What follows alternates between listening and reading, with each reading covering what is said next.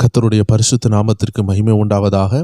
எல்லா prayer time family மெம்பர்ஸுக்கும் இயேசு கிறிஸ்துவின் நாமத்தினால இனிய அன்பின் வாழ்த்துக்கள். நீங்கள் எங்கே இருந்து கொண்டு இருந்தாலும் பரிசுத்த ஆவின் பாதுகாப்பின் வளையத்துக்குள் இருக்கிறீங்க. அவருடைய வாக்கு தத்தங்கள் உங்களுக்கு நிச்சயமாக நிறைவேறும். ப்ரேயர் டைம் ஃபேமிலி மெம்பர்ஸ், அது மட்டும் இல்லை, தேவஜனங்களை நம்ம தொடர்ந்து விசுவாச அறிக்கை பண்ணி கொண்டிருக்கிறோம். விசுவாசத்தின் ஆழத்திற்குள் சென்று கொண்டிருக்கிறோம். எந்தெந்த போராட்டங்கள் மலை போல இருக்கிறதோ அந்த மலையெல்லாம் இன்னைக்கு ஆண்டவராக இயேசு கிறிஸ்துவின் நாமத்தினால நீங்கள் விசுவாச அறிக்கையை பண்ண நிச்சயமாக அது மறைந்து போகும் என்பதில் எந்த சந்தேகமும் இல்லை. இன்றைக்கும் அதிகாலையில் இந்த வாரத்தின் முதல் நாளில் ஒரு அற்புதமான ரகசியத்தை நம்ம பார்க்க போகிறோம். இந்த விசுவாசத்தின் ஒரு ஆழத்தன்மை, விசுவாசத்தினுடைய வேர், ஒவ்வொரு மரத்திற்கும் வேர் இருக்கிறது. இன்னைக்கு விசுவாசத்தின் வேராக இருக்கிற ஒரு ரகசியத்தை பார்க்க போகிறோம் தேவஜனங்களே. அதுதான் ஆண்டவராகிய இயேசு கிறிஸ்து மத்தேயு 17 16, 17, 18, 19, 20, 21 இந்த வசனங்களெல்லாம் நீங்கள் பார்க்கும் பொழுது அழகாக சொல்லப்பட்டிருக்கிறது. 15 வாசிக்கிறேன், கேளுங்க. ஆண்டவரே, என் மகனுக்கு இரங்கும். அவன் சந்திரரோகியாக கொடிய வேதனைப்படுகிறான். அடிக்கடி தீயிலும் அடிக்கடி ஜலத்திலும் விழுகிறான். அவனை உம்முடைய சீசர்களிடத்தில் கொண்டு வந்தேன். அவனை சொஸ்தமாக்க அவர்களால் கூடாமல் போயிற்று என்றான். இயேசு பிரதியுத்தரமாக, விசுவாசம் இல்லாத மாறுபாடுள்ள சந்ததியே, எதுவரைக்கும் நான் உங்களோடு இருப்பேன்? எதுவரைக்கும் உங்களிடத்தில் பொறுமையாயிருப்பேன்? அவனை என்னிடத்தில் கொண்டு வாருங்கள் என்றார். இயேசு பிசாசை அதட்டினார். உடனே அது அவனை விட்டு புறப்பட்டது. அந்நேரமே அந்த இளைஞன் சொஸ்தமானான். அப்பொழுது சீசர்கள் இயேசுவினிடத்தில் தனித்து வந்து, அதை துரத்திவிட எங்களால் ஏன் கூடாமல் போயிற்று என்று கேட்டார்கள். அதற்கு இயேசு, உங்கள் அவிசுவாசத்தினால்தான். கடுகு விதை அளவு விசுவாசம் உங்களுக்கு இருந்தால் நீங்கள் இந்த மலையை பார்த்து இவ்விடம் விட்டு அப்புறம் போ என்று சொல்ல அது அப்புறம் போவும். உங்களால் கூடாத காரியம் ஒன்றும் இராது என்று மெய்யாகவே உங்களுக்கு சொல்லுகிறேன். தேவ ஜனங்களே, அந்த பிசாசை விரட்ட அவர்களால் முடியலை. உடனே அந்த தகப்பன் சொல்கிறாரு, என் பிள்ளையை நான் கொண்டு வந்தேன் உங்களுடைய சீசர்கிட்ட, அவர்களால் விரட்ட முடியல. என் பையன் தீயில விழுறான், தண்ணியில் விழுறான், அவன் ஒரு சந்திர ரோகியாக இருக்கிறான் அப்படின்னு சொல்லுகிறாங்க. சொல்லும் பொழுது எல்லாருக்கும் மேலே இயேசுக்கு ஒரு மன வருத்தம் வருது. இயேசுக்கு ஒரு கோபம் வருதுன்னே வச்சுக்கோங்களேன். ஒரு டிவைன் ஆங்கிரி, ஒரு பரலோக தெய்வீக ஒரு கோபம். ஏன்னா ஆண்டவர் கேட்குறாரு, மாறுபாடு உள்ள சந்ததியாக இருக்கிறீங்களே, எவ்வளோ நாள் தான் நீங்கள் இப்படி விசுவாசிக்காமல் அவிசுவாசத்தில் இருப்பீங்க? என்னைக்கு தான் இந்த விசுவாசத்தின் ரகசியத்தை கற்றுக்கொள்வீங்க? உங்களால் கூடாத காரியம் ஒன்றுமே இருக்காது, நீங்கள் எல்லாமே செய்ய முடியுமே.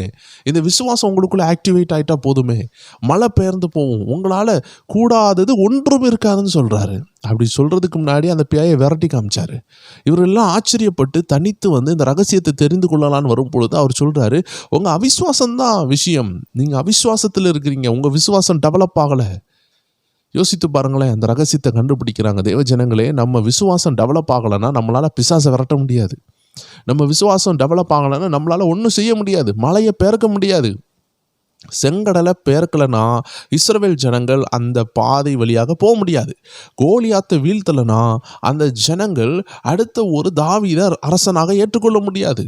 அக்னி ஜாலியை கடக்கலைன்னா தேவன் ஒருவர் இருக்கிறார்னு அந்த ஜனங்கள் கண்டிருக்க மாட்டாங்க. அந்த அக்னி ஜுவாலை என்ன ஆனது? அவிந்து போனது. அதன் மத்தியில் போய் அவர்கள் சாதித்தார்கள். சிங்க கெவிக்குள்ளாடி போய் அவன் அந்த தானியேல் சொல்லப்படுகிற தேவ மனுஷன் சாதிக்கலைன்னா எப்படி ஜனங்கள் கண்டுகொள்வார்கள் ஆண்டவரை? இதே போல் நம்முடைய ஆண்டவராக இயேசு கிறிஸ்துவை கண்டுகொள்ளணும்னா நம்ம மூலமாக சில ஆண்டு செய்வார், சில தாக்கத்தை உருவாக்குவார். வானத்திலிருந்து ஒரு விண்கல் பூமியில் விழுதுன்னா அது ஒரு தாக்கத்தை உண்டாக்கும். அங்கே இருக்கிற பில்டிங்கை உடைக்கும். இல்லை கடலுக்குள்ளே விழுந்துச்சுன்னா கடலில் இருந்து கொஞ்சம் பெருவெள்ளம் அப்படியே பாய்ந்து வெளியே வரும் இல்லையா? எங்கே விழுந்தாலும் அது ஒரு சேதத்தை உண்டாக்கும். மரத்தின் மேல் விழுந்துச்சுன்னா மரம் எல்லாம் நசுங்கி போகும். இதே போல தேவஜனமே, விசுவாசம் தாக்கத்தை உண்டாக்கும். பிசாசின் ராஜ்யத்தில் அந்தகார ஆவிகளுக்கு மேலே ஒரு தாக்கத்தை உண்டாக்குறது தான் விசுவாசம். அப்போ இந்த இடத்துல அவிசுவாசம் இருந்ததுனால பிசாசை விரட்ட முடியல. விசுவாசம் இருந்தால் பெரிய பெரிய பிரச்சனைகளை நீங்கள் விரட்டுவீங்க. உங்களால் கூடாதது ஒன்று இருக்காது, எல்லாமே சாதிப்பீங்க. எல்லா பிரச்சனைக்கும் அதுக்கு பின்னாடி இருக்கிற ரகசியத்தை நீங்கள் கண்டுபிடிப்பீங்க. ஏன்னா விசுவாசம் ஆவிக்குரிய பார்வையாக இருக்கிறது. ஆவிக்குரிய விஷயங்களை விசுவாசத்தில் தான் பார்க்க முடியும். நம்மளுடைய இந்த கண்களால் பார்க்க முடியாது. அதனால் தேவ ஜனங்களே, விசுவாசம் எவ்வளோ முக்கியமாக இருக்கிறது, இந்த விசுவாசம் எப்படி கிரியேட் ஆகுது என்பதை நம்ம நாளைக்கு பார்க்க போகிறோம். நாளைக்கு அதிகாலை ஜெபத்தில் தேவ ஜனங்கள் இணைந்து கொள்ளுங்கள். ஒவ்வொரு இரவும் 9 மணி அளவில் நம்ம என்ன செய்கிறோம், விசுவாச அறிக்கை பண்ணி கொண்டு இருக்கிறோம். யாராவது இன்றைக்கி புதிதாக பார்க்குறீங்கன்னா இன்னையிலிருந்தே இணைந்து கொள்ளுங்கள். கர்த்தர் உங்களை ஆசீர்வதிப்பார். எல்லாரும் கண்களை மூடலாம், ஜெபிக்கலாம். அன்பான ஆண்டவரே, இந்த அருமையான காலை வேளையில் விசுவாசம் எவ்வளோ முக்கியமானது. பிசாசுகளை விரட்ட, எல்லா காரியங்களையும் செய்ய இந்த விசுவாசம் முக்கியமாக இருக்கிறது. அவிசுவாசமானது ஒரு மனுஷனுக்குள்ளாடி இயற்கையாகவே இருந்து சோர்வையும் சந்தேகத்தையும் உண்டாக்கி கொண்டே இருக்கிறது. இந்த காரியங்களில் நாங்கள் வெற்றி பெற்று எழும்ப எங்கள் ஒவ்வொருவருக்கும் நீர் உதவி செய்கிறதற்காக நன்றி. இந்த 15 நாட்களாக விசுவாச அறிக்கை செய்து கொண்டிருக்க கர்த்தர் எங்களுக்கு கிருபை கொடுக்கிறதுக்காக நன்றி. விசேஷமாக இந்த 6வது நாள் எங்களை கொண்டு வந்திருக்கிறீங்க.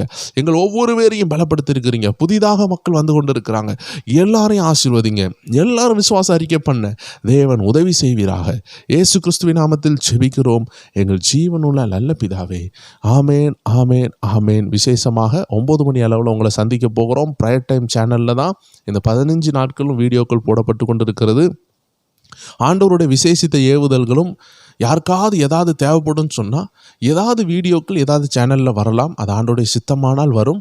ஆனால் இந்த 15 நாட்களும் ப்ரேயர் டைம் சேனலில் மட்டுமே நம்ம தொடர்ந்து ஃபோக்கஸ் பண்ணி நம்ம விசுவாசத்தை பலப்படுத்தி கொண்டு இருக்கிறோம். எந்த சேனலில் இருந்தனாலும் நீங்கள் இங்கே வந்து பார்த்து கொண்டு இருக்கலாம். இது கர்த்தர் உங்களுக்கு கொடுத்த நேரம். இந்த நாட்கள் நீங்கள் பயன்படுத்தி கொள்ளுங்கள். உங்கள் விசுவாசம் அனலாகிறத நீங்கள் கண்ணால் பார்ப்பீங்க. கடந்த நாட்களில் இருந்தது போல் இனிமேல் நீங்கள் இருக்க மாட்டீங்க. எதை எடுத்தாலும் உங்கள் வாயில் இனி விசுவாச வார்த்தை தான் வரும். கோபம், எரிச்சல்லாம் காணாமல் போவோம்.